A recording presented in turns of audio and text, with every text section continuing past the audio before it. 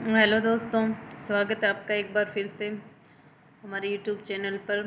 पिछले जो क्लास थी उसमें हमने डिस्कस किया था एक्टोपिक प्रेगनेंसी के बारे में, जो एक हाई रिस्क प्रेगनेंसी के अंदर आता है। उसमें हमने देखा था कि जो एक्टोपिक प्रेगनेंसी है वो क्या होती है।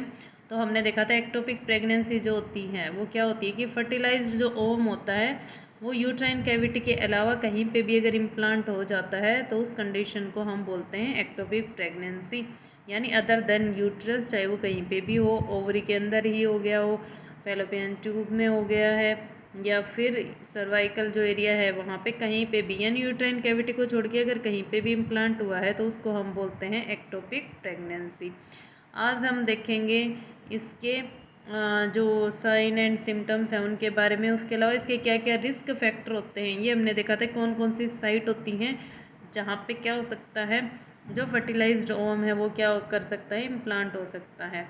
उसके अलावा आज हम देखेंगे आज की वीडियो में कि रिस्क फैक्टर क्या हो सकते हैं एक्टोपिक प्रेगनेंसी की, यानी कौन कौन सी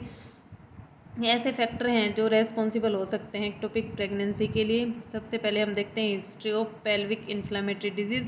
यानी किसी फीमेल को पेल्विक इन्फ्लामेटरी डिजीज़ की हिस्ट्री रही है तो उसकी वजह से वो इन्फेक्शन की वजह से, उस इन्फ्लामेशन की वजह से ट्यूब ब्लॉक होने के चांस, या फिर इन्फ्लामेशन हो गया है ट्यूब में, तो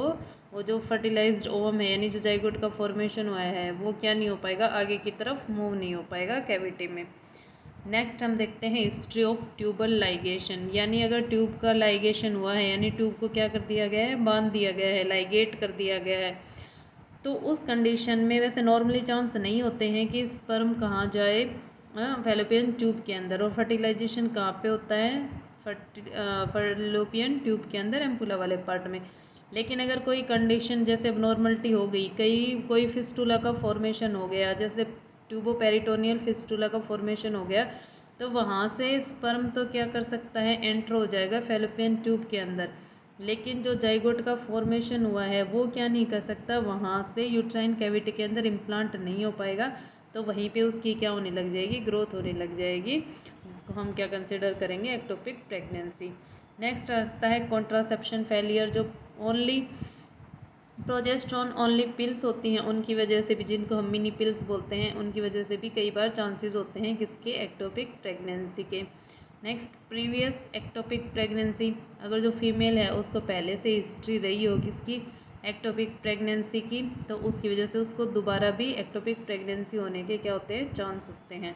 नेक्स्ट ट्यूबल रिकन्स्ट्रक्टिव सर्जरी, कोई ट्यूब की सर्जरी वगैरह हुई है उसकी वजह से भी एक्टोपिक प्रेगनेंसी होने के चांस हो सकते हैं।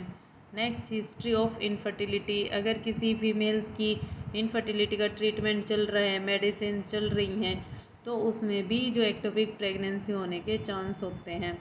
नेक्स्ट आईयूडी यूज़,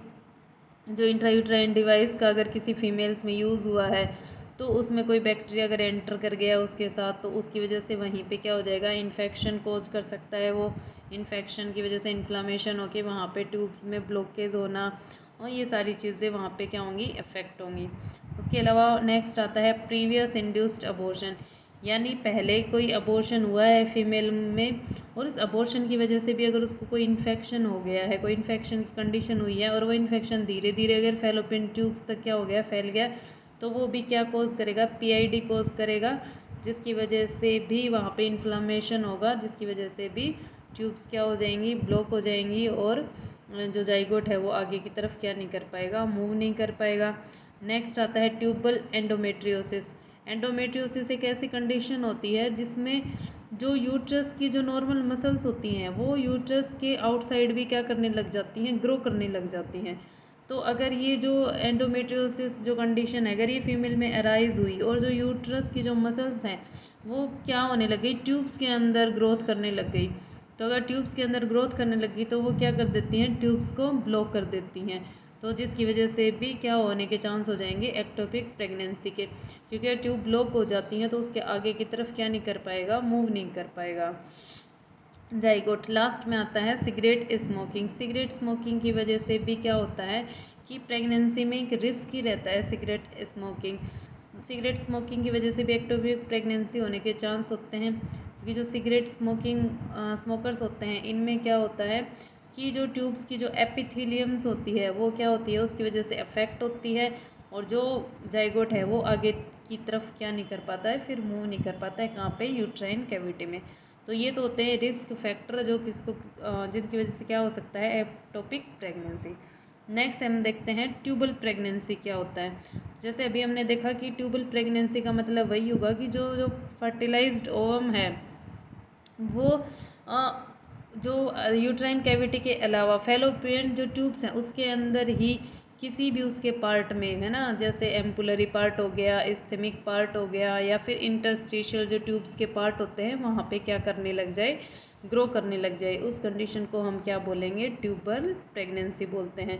इन रेयर इंसिडेंट्स में क्या होता है, जो फर्टिलाइज ओवम क्या होता है, जो फिम्ब्रेज होती हैं वो एक्सट्रीमिटीज़ वहाँ पे भी क्या करने लग जाता है, ग्रो करने लग जाता है। मोस्ट इसकी जो कॉमन साइट होती है वो कौन सी होती हैं, एम्पुलाई होगी,